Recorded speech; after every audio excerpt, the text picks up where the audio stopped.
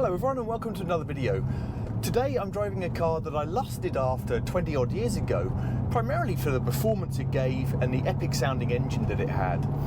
And so 20 years on, I finally bought one, a C5 generation Audi RS6. Now despite almost universal acclaim for its engine at the time, I think it's fair to say it got pretty mixed reviews overall at the time. And so today I'm asking whether this car is fatally flawed or whether actually it's a 90s hero car.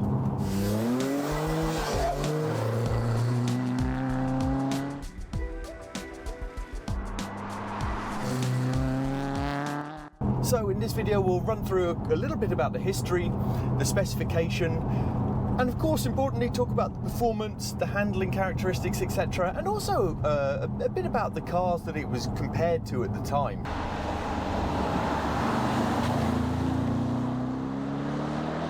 So we'll start with some very brief history. This car is obviously based on the C5 Audi A6 platform. That came along in 1997, but the RS6 didn't come out until 2002. And it was only produced until 2004 in relatively low numbers, so 8,000 produced worldwide, around about a tenth of those coming to the UK in right-hand drive, but only around 250 or so of those were saloon. So this is a saloon. I actually prefer the Avant, the Estate, but this saloon version is actually quite a rare car, I suppose. You know, just over 200 or so remaining in the UK, for example, in saloon form. So I really like this era of RS6. It's subtle, almost sleeper-esque styling. To the untrained eye, you might not even realise this is the performance version of the car. Brushed aluminium headlights and flared wheel arches are some of the only immediate giveaways. I like that era of styling, subtle styling. If you look at now the C8 generation of Audi RS6, to me it's way over the top. It's almost cartoonesque in its styling. Just personal taste, but I prefer this subtler style. So these were a £60,000 roughly car when they came out in 2002, and that equates to round about £110,000 in today's money, so certainly not a cheap car. You did get quite a lot for that money. These lovely Recaro seats, for example, which are really nice, electrically adjustable, heated front and rear seats, which was quite big spec for the era. You got cruise control, traction control, parking sensors. Obviously this car has a central upgraded Apple CarPlay system with digital radio and reversing camera, air conditioning, and the trim in this car is wood inlay. A lot of people had the carbon option in this, which I think potentially looks a bit better. There's a lot of leather on the door trim. It's a spacious cabin, and it's really pretty spacious in the rear as well, good leg room. One thing I noticed is there's perhaps not a huge amount of foot space in the tunnel. It's adequate, but not perhaps as much as you'd expect from such a sized car. It has beautiful Alcantara trim, headlining, the sunblinds, the pillars. This all looks really good. It was prone to sagging. I've had this headlining refitted professionally. They did a fantastic job, by the way, and it looks good as new now. But that was a really nice touch.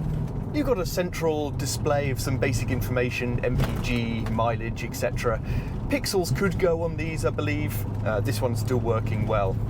And of course you've got this lovely simple dashboard with dials, a big rev counter and speedo.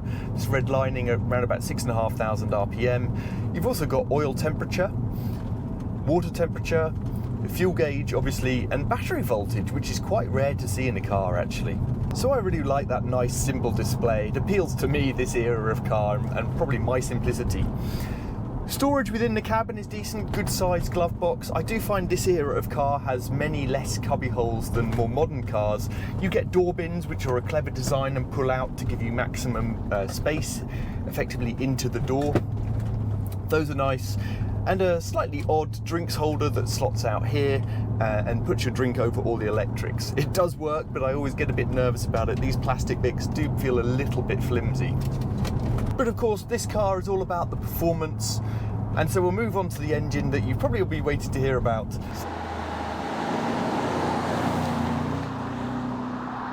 So this was obviously a development of Audi's 4.2 90-degree V8. Cosworth breathed on 2 turbochargers added, 1 for each cylinder bank.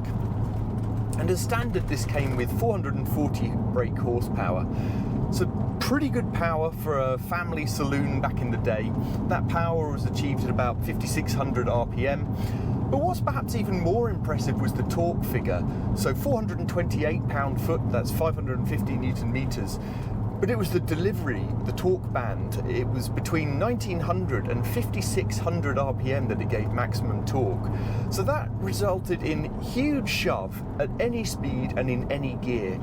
It's quite unusual for a turbo car of this era to deliver the torque so low down and maintain it up until that rev range. So it's really impressive performance even by today's standards. I think 0 to 60 time was 4.6, 4.7 seconds depending on saloon or Avant form. But it's really the in-gear acceleration and that relentless torque shove that you get. It's a really impressive engine, I have to say, even by today's standards.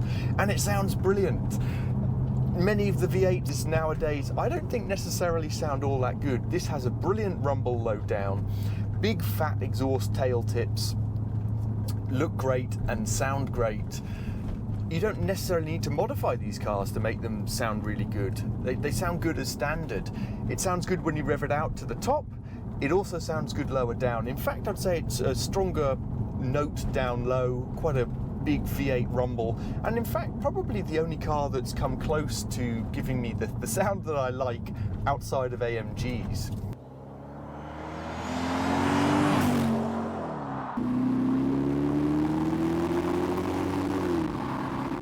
So as you can tell, I like that, but it's the performance that I really like from this. This one has actually been modified, just a stage 1 map, running probably 515 horsepower, but the torque figure in this is what's really impressive, probably 550 or so pound-foot, which is a big hike in torque, and it gives relentless shove. The throttle response is actually quite good in this car, but unfortunately the engine is mated to a fairly average gearbox, so it's a ZF 5-speed. In part it's just that gearboxes of this era weren't that good. It's pretty slow in its changes. You get a bit of a jerk on the changes up. It does have paddle shifters on the steering wheel. It's probably the only car I've ever had with paddle shifters that I just don't use at all, really. Very occasionally I do, but usually I prefer the added control and engagement that it gives you, but there's almost no point in this. It's so slow and unresponsive, really, with the paddles, and certainly not like a modern gearbox that we're perhaps more used to now.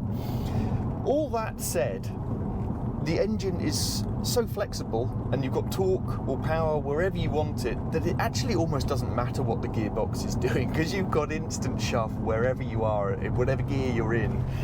So it's kind of fortunate the engine really does compensate for the gearbox. But now we're on to the handling and really what this car was most criticised for back in the day in the reviews. It had Audi's new system, dynamic ride control for the suspension, so DRC as it was known, where opposite corners were hydraulically linked. It was a bit of a flawed system in that it ended up leaking a lot, expensive repairs. Many people have swapped out that suspension, including in this car, which is running on KW coilovers, which is quite a common swap out.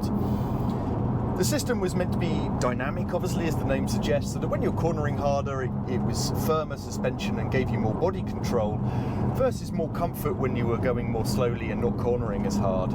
I can't comment on that. What I can comment is on how it is now. It's fine and has good body control on smooth roads like we're on now, but on bumpy roads it is really not very good. The ride comfort is probably one of the worst out of any car I've ever owned. It's that bad. Now I can probably adjust the coilovers a bit, but it's not good, and the chassis is not that good either, I would say. So although you have good body control with the suspension set up in the corners, the chassis just can't handle it. And fundamentally, it's because of this engine hanging so far over the front edge. There's only so much engineering can get around when you've got so much weight hanging over the front like that. And it's a recipe for bad dynamics, unfortunately. You get quite a lot of understeer with that much weight up front, and it pushes wide quite badly on cornering, I would say. It's mostly on the tighter stuff that you really notice it, perhaps slower corners where you're cornering a bit harder, for example. So you do have the Quattro system to help you out. It works pretty well. It has a Torsen center diff, but open front and rear diffs at this age Quattro. it works well enough, and you can plant your foot as you're starting to understeer in the corner, and it does help to drag you out round the corner. It's a very crude way of driving. What I would say is that if you're driving this car at 80% round the corners, it's huge fun, it's controllable, doesn't understeer, get out of shape. But if you start to go beyond that, that's when you start to scrub wide. It becomes very messy, and it's just not fun to drive like that. So coming up to some of the twistier stuff here, it feels very inelegant, I would describe it as, a very blunt instrument. Really fighting to get wide there before you can power out. And it really feels like you're fighting the car a bit round these types of roads and corners. The car almost feels like it's working against you rather than with you. Trying to push wide on the tighter corners, with the Quattro trying to override that. So it's certainly a bit of a challenge, and quite hard work around these types of roads. Still fun, as I say, if you like a challenge like I do. Really, yeah, trying to push wide there. As I say, 70–80% absolutely fine. Any more than that, when you start to push it, and it becomes a bit of a fight with this car.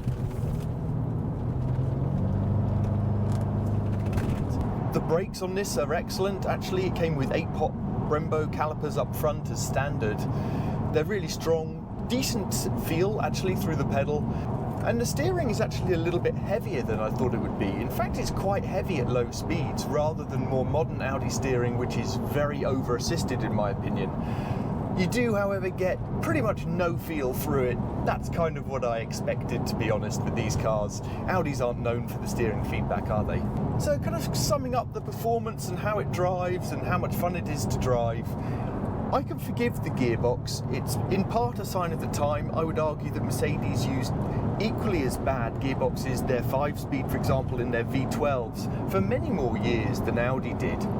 I can forgive that, and the engine more than makes up for it. The engine is epic, it sounds great, brilliant performance. It's huge fun just to use the power because it sounds so good as well.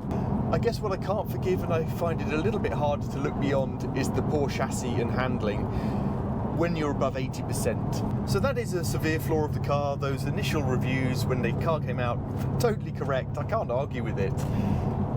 But it's still huge fun. As I say, it's still great fun on the A roads because you can have a good blast. The B roads are fun at 80%. The engine sounds great. So overall, it's still good fun to drive. So yes, I think it's a severely flawed car, but I still think it's a hero car. And I think why I say that is because of the fun you have in it, that engine, also the fact that Audi was pushing boundaries with this car. Introduction of the DRC system, although it was flawed, they were pushing the technology here. And I think what you also have to remember is what this compared to. So the E39 M5 of the time was, what, 50 horsepower less than this roundabout. And the E55 AMG of the time was another 50 horsepower less. So this was getting on for 100 horsepower more than the AMG equivalent at the time. Of course, AMG went and supercharged their M113 engine the next year, and BMW came around with a quite ridiculous V10 M5 the year after that, in 2004, I think. But this is a really important car, in my opinion, because of its place it has in that crazy arms race of the super saloon in the early to mid noughties. So to me, it's an important car, and it's still fun, has an epic engine, and is a good blast today. I think the age you are also plays into this. This came out at a time when I was much younger, more impressionable. I hadn't been driving for so many years. And the performance seemed otherworldly. The engine sounded incredible. And I love it for that reason. So maybe the age is also a factor in this. So for me, very much hero car. I'm glad I own one. I'm going to continue to enjoy it and use it. But let me know what you think, whether this is just a flawed attempt by Audi at a fast super saloon, or whether you think it did play an important part in that crazy arms race of the super saloons in the early 2000s. Yeah, really interested to hear what you think of it in the comments. Please let me know, and look out for some more videos coming soon. Thank you very much for watching as always.